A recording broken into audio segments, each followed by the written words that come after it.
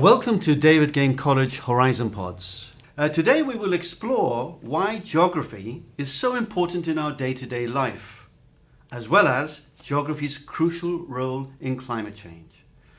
I'm happy to have with me Alan Kelly, who is Head of Innovation and Academic Skills from David Game College. Welcome, Alan. Good morning to you. Good morning, Theo. Thank you for the invitation. Not at all, not at all. Well, this is a very interesting topic, and your expertise in geography is vast. But first of all, tell me briefly about your role at David Game College.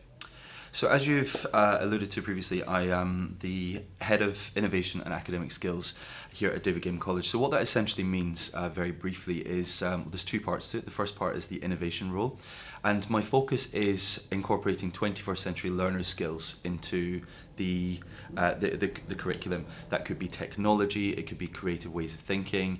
We're living in a time where things like artificial intelligence are playing a crucial role in today's society. Yes. And I think there's many misconceptions about what artificial intelligence is, but we're trying to look at ways of trying to create technology and learning platforms for students which are engaging, and they're, rather than just something which is generating information for students, we want it to be something which is, it assists with the ideation process, something which gets students thinking, doing things in a new way.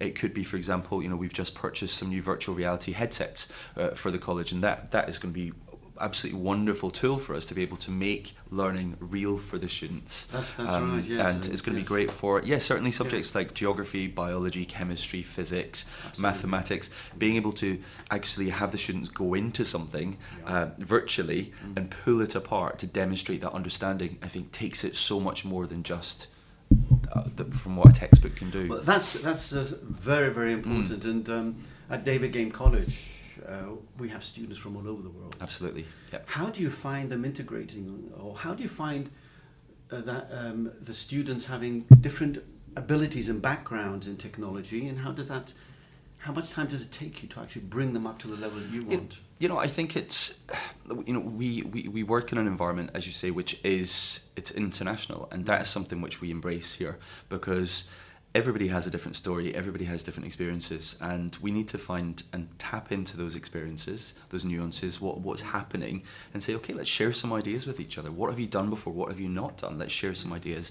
The second aspect of my job and my position here is academic skills, and that relates very much to that as well, because students have experienced education in different countries where there's different benchmarks, there's different processes, different ways of doing things, and we just have to make sure that our students are up to the kind of the expectation, and they're meeting the expectations that they have to fulfill to be able to succeed in the examinations here. So what we do is we put in place a lot of programs for our students. It could be individual sessions, one-to-one skills sessions. It could be group focus sessions where we're looking at essay writing or examination techniques or time management. Many of the students have said to me that they've never learned how to revise before, and it's often something which we take for granted, right? But very actually true. Being able to learn how to revise is it's a skill, remarkable thing. It is a skill, and definitely. Obviously, you're targeting these students actually to have all these skills for entry to university. Mm-hmm. So, have you brought your experiences within the university sector and the requirements that are needed once you go on to a bachelor's degree into your academic skills? I think you have to. For us to inspire students, for us to be able to show them what they have to work towards, you have to bring in some element of, this is things which I've experienced before, this is what I've gone through, and if I don't have these skills, and if you don't have these skills, you're going to struggle to be able to articulate yourself further down the line. So with myself, I've got 2 master's degrees within the field of geography. I've got a Master of Arts and a Master of Research, and I've learned a huge number of skills, whether it's time management, whether it's formulating research questions, the process of trial and error. Many students see the fact that if they start an investigation and it doesn't work the first time, they think, oh my goodness, what have I done? I've wasted time. But that is part of the learning process. Correct. For us to be able to know what's right, we have to know what's wrong as well. So I really encourage my students to embrace that idea of making mistakes. Don't make them again, but as long as we can learn from those mistakes, it's a good thing. the mistakes that you might face here at the school are the important ones that basically you overcome. Of course. And therefore, you learn from that, and you then hopefully won't make big mistakes when you're at university. Yes. Let's get back to the topic geography. And how did you first decide that, geography is of interest to me and I love it and I want to pursue it as an A-level, a GCSE, or at university? Because it's not the most kind of targeted degree. No, it's not. And my we could call it the voyage, my journey into geography, really, it began as a child, traveling to different parts of the world, studying geography in school. I was fascinated about the fact that it allows you to develop an understanding of place. And when I started it, when I was applying to go to university, I was looking very much at, I was going, okay, should I be thinking about physical geography? Should I be looking at human geography? Which one should I go down? Which route should I go down? And one of my teachers actually said to me, look, maybe consider not going down a very niche route just to start with. Actually, why don't you start going down the geography route and studying perhaps a joint honours at university instead? And I went into university starting with a passion for physical geography. I loved volcanoes. I saw myself being a volcanologist and exploring the world, looking at the kind of the benefits and the responses to volcanic eruptions. But it wasn't until I got to university and I started to learn about these new undiscovered aspects of human geography, like demographics and population and the geographies of disease, that I thought, this is incredible. This is such a cool way to look at the world. And what I love about geography is that it doesn't just teach us about places, but it teaches about how people interact within those places. And it's Absolutely. a great way to go. Absolutely, yeah. In every kind of discipline, there are certain kind of rules or themes or focuses, and in geography, from what I just basically had a look at, there are 5 types of themes of geography. How important is it for students to understand, or for parents, for the world to understand about the interconnection between those 5 themes? It's smart for us to know these and to recognize these different themes, because it allows us to really develop I would say a full comprehension of what it means to recognize and be able to interpret the world. If you love, for example, just studying volcanoes, for example, absolutely you're going to have an amazing time researching volcanoes, because they are remarkable. What they do, what they produce, the way they work. But actually, I as a human geographer, I love volcanoes because of the way that people interact with them. The fact that it can create geographies of population. People choose to live at volcanoes for many different reasons. Sometimes it's not out of choice. It's because literally they have to live there. That's a source of income for them. Yes. But other people choose to live there for different reasons. There are benefits that come from volcanoes. There's minerals under the ground.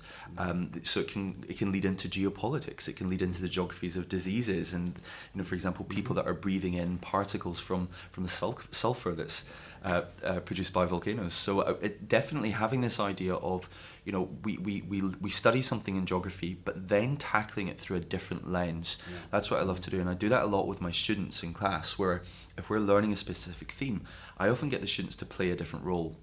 And I say, okay, we're going to be looking at, for example, population geography today. But I want you, student A, to interpret it through the lens of a demographer, somebody who studies population. But you, for example, student B, I would like you to tackle it not from a population perspective, but from a geopolitics expert.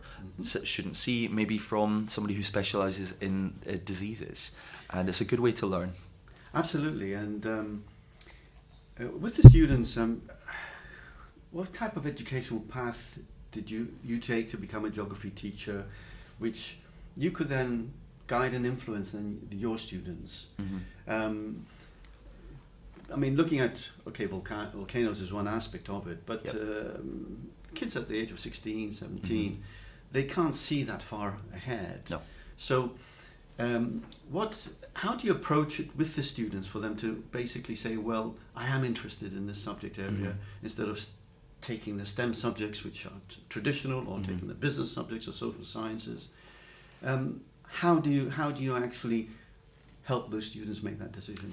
I think the whole nature of geography, it is an earth science. Okay, it's a way of understanding the earth, but geography promotes curiosity, and I encourage my students to be curious, to go into the subject and actually inquire about things, to say, if I go to university to study geography, what options can I study? Which parts of geography? Like, I embrace this idea of being able to study things which I've never looked at before. For example, I'll go to exhibitions at the Royal Geographical Society just to look at a photography exhibition, or hear a conversation, or I listen to Geographical Ramblings podcasts online about the most random topics, but it makes you think. And I said to my students, when I was at school, and many of the teachers as well, when we were at school, when we were learning geography, the subjects were very, very archaic and very older. This idea of, and I think this is one of the problems of this idea of misconceptions that people often have about geography. People say, I don't really like maps, or I was really good at flags when I was at school. But geography is so much more than just flags. It's so much more than maps. Yes, of course, you look at them when you understand the world, but it's about exploration. It's about trying new things. And the Russell Group, for example, the Russell Group universities consider geography at A-level as a very, very sought-after subject to have, because of its cross-curricular collaboration opportunities, which is a good thing. That is very true, because my son did geography as well at A-level, and the universities loved it. Yeah. Although he did the other relevant subjects, but it is a strong subject to have. Definitely. And it gives that breadth for the student and the universities to choose, especially when you're trying to apply for certain courses. So,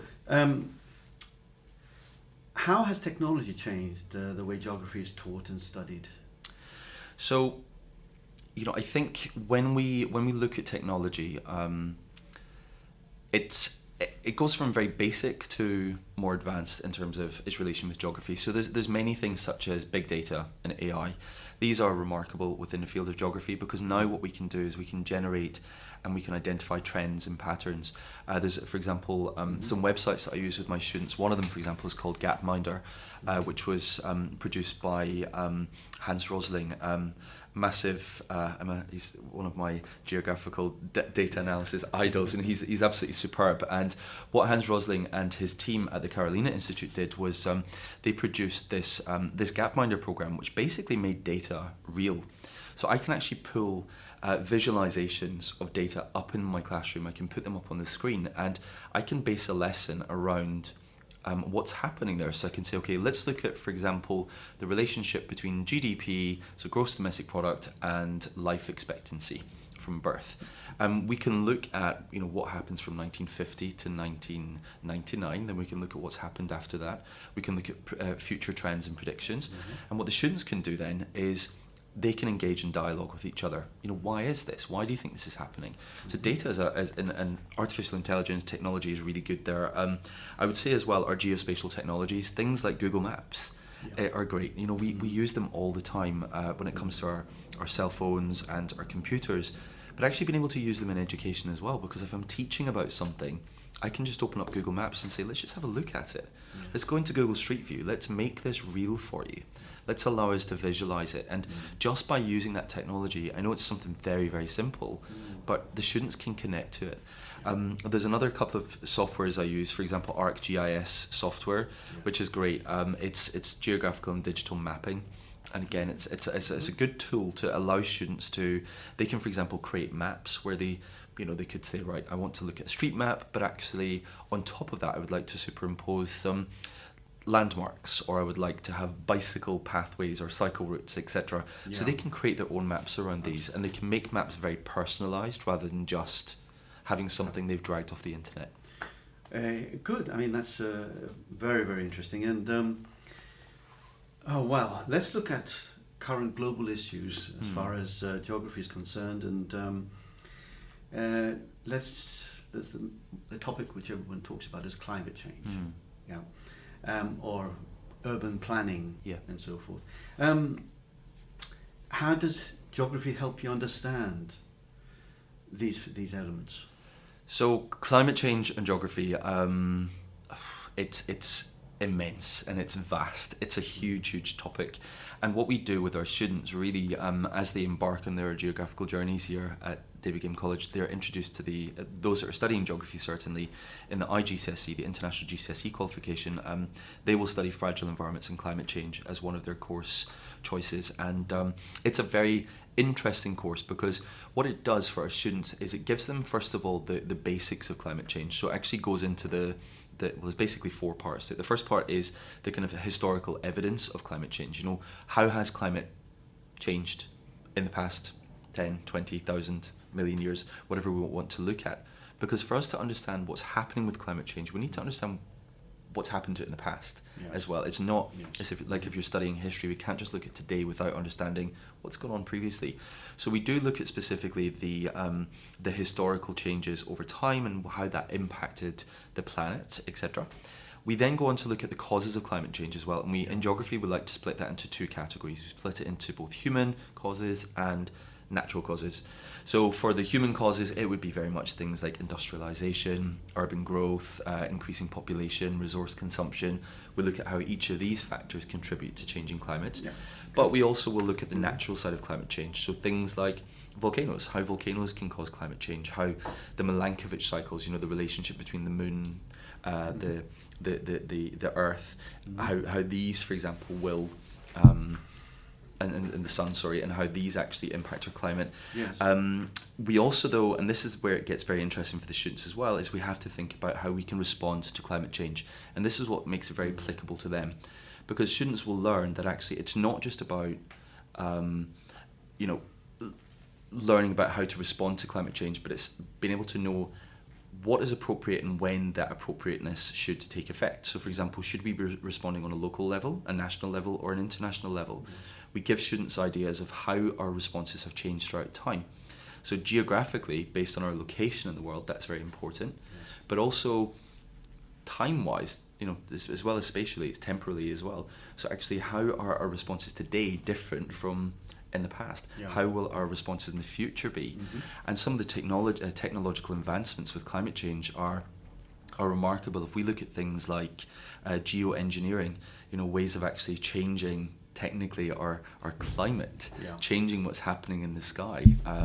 You know, for example, one of my students came to me the other day to say, you know, is it true, for example, that their scientists are looking at a way to create fake clouds that cause rainfall in the desert, which would then reduce problems such as drought? And you know, these are options which scientists are exploring. They're looking at these in different parts of the world. Mm-hmm. So geography does give us a very, very good insight into issues such as climate change. I think one area within climate change is the factor of, over the last 20 or so years, we've had tsunamis and earthquakes and so forth, and can we predict these and the changes in the continental shift of the and the movement of the continental shift? So, you know, that's slightly moving away from climate change, but you're absolutely, you know, in terms of things like continental drift and, you know, whether we can predict earthquakes and volcanoes, etc. You know, we don't 100% know when they're going to happen. We don't know exactly where they're going to happen. But if you think about our Earth being kind of like, imagine you've got a hard-boiled egg that you crack with a spoon, and the moment it cracks, it creates all of these little, you know, lines all the way around it. That's kind of like our tectonic plates that our Earth is made up of. Yeah. And what we have essentially is the heat from the Earth's mantle that's moving all of these tectonic plates around, and we know where there are stresses. So if there's friction between 2 plates, we know that could be causing an earthquake. Mm-hmm. We know that pressure is building up. We know, for example, between the North American plate and the Pacific plate, we know we have, so for example, beside the San Andreas Fault, close to Los Angeles, San Francisco, etc., we know that our pressures are, we don't know when specifically they're going to happen. But we as geographers can do is encourage people to be aware of those risks. Mm-hmm. So it links very well to things like urban geography. You know, if we look at cities like Tokyo is tectonically highly active. So our students learn ways of not saying to people to avoid the cities, but thinking of ways to make life sustainable there, to protect themselves. So our students learn how to, for example, create 3D and earthquake-proof structures, for example, so we can adapt to life there. And again, it reduces that element of disaster in many ways. Really, very good. And when students then start, say, class in geography and they have an interest in it. How do you guide them if they do seem to have an interest in the subject area? How do you guide them to move on to deciding whether they should study it from GCSE to A-level and then to university? What role do you play in that? I think we have to make it as current as possible for the students. If I just say to them, okay, you're learning about this curriculum or this exam board specification, which is incredibly important. We know you have to pass that and you have to know that knowledge to pass the exam. But at the same time, it's about making whatever they've learned about as part of the course real life for them. So it might be giving them some videos to watch, or doing some research about concepts or theories, or saying, okay, here is a concept that we've just learned in class. How would this relate to your life? How would you perhaps respond to this in your country that you're from there? Yes. Getting the students to explore different ideas. And quite often I will share aspects, for example, with my classes. As a little example, one of the biggest, I would say, changes with regards to climate change at the moment is the spread of and the change of diseases. Now, this term is called the geographies of disease. And what we essentially see with this is this idea that in specific parts of the world we have certain diseases which are endemic to that area. So, for example, if we think about malaria, as an example, okay? So yeah, we're looking at many places within Eastern Africa. Specifically, we look at the Sahel region, and we're looking at that. Now, because of climate change, what we're seeing is that our patterns of hot weather are changing. So the Anopheles mosquito, for example, which the Anopheles mosquito, which is the main cause of the spread of malaria, it's got the ability to live in other places now because of our temperature belts are shifting. Yes. So what we're seeing is those Anopheles mosquito are actually able to move further to the north, for example, within continental Africa. And we're now having to see many changes to how people are responding to that. But also we're looking at, for example, not just with climate change, we're looking at diseases of affluence. So as countries become more developed, we're going to see more illnesses, for example, that people are getting because of them being more wealthy. So we're seeing increases, for example, in diabetes or obesity, etc. And again, these were areas previously which were not considered to be part of geography, but they're coming into this idea of demographics and population and economic geographies. And I think if we're giving our students ideas to explore, I will sometimes share with them an article that I've downloaded in The Economist, and I said, guys, this is not something which is part of the specification, but maybe it's something which is just going to give you a little bit more food for thought, something that you could then inquire about and go into a bit more detail later on. You could bring it into an examination. So again, it's just building the confidence that they have and allowing them to see that actually, as you said previously, we're not just talking about distinct kind of silos within geography. We're actually talking about interconnectedness, areas which are multifaceted, and that's the exciting part. Well, our students, our international students at David Game College, obviously are looking at qualifying, and the majority, if not all of them, will return back to their own country.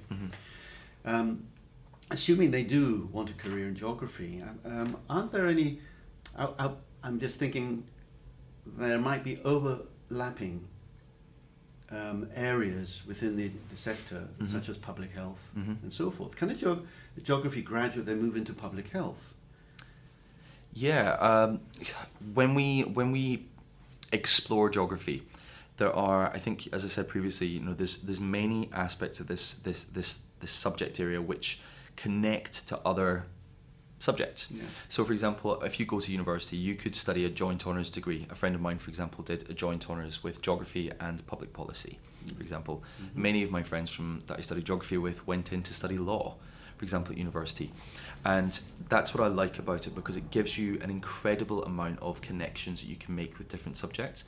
And what students have often said to me before is that, they love this idea of, yes, absolutely, coming to London to study at a college where we're giving them a great amount of knowledge and understanding of the world. But many of the students have said they love the idea and the notion of being able to say, when I graduate, I'd love to go back to my own country and take some of these ideas with me and help make a difference and do things which actually perhaps are not being implemented within my country. And it's great to see that idea of the sharing of ideas.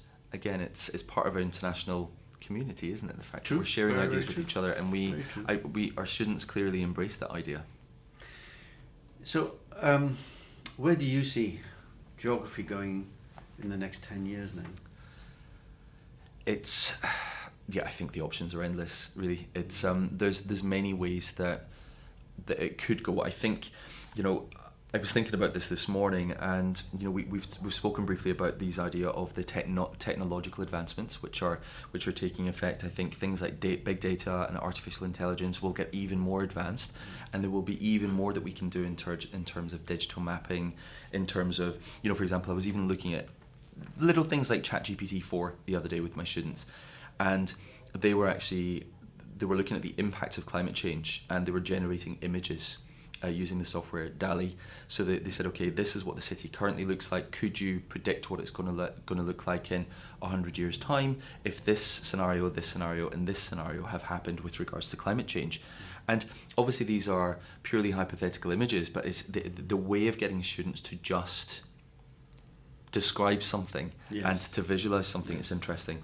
I think we mentioned as well this idea of climate change, and I think climate change is going to also in the next 10 years significantly alter the human landscape, and things like the geographies of disease will change even more substantially than they have already. Climate research, is a big area which is becoming even more prevalent in society at the moment.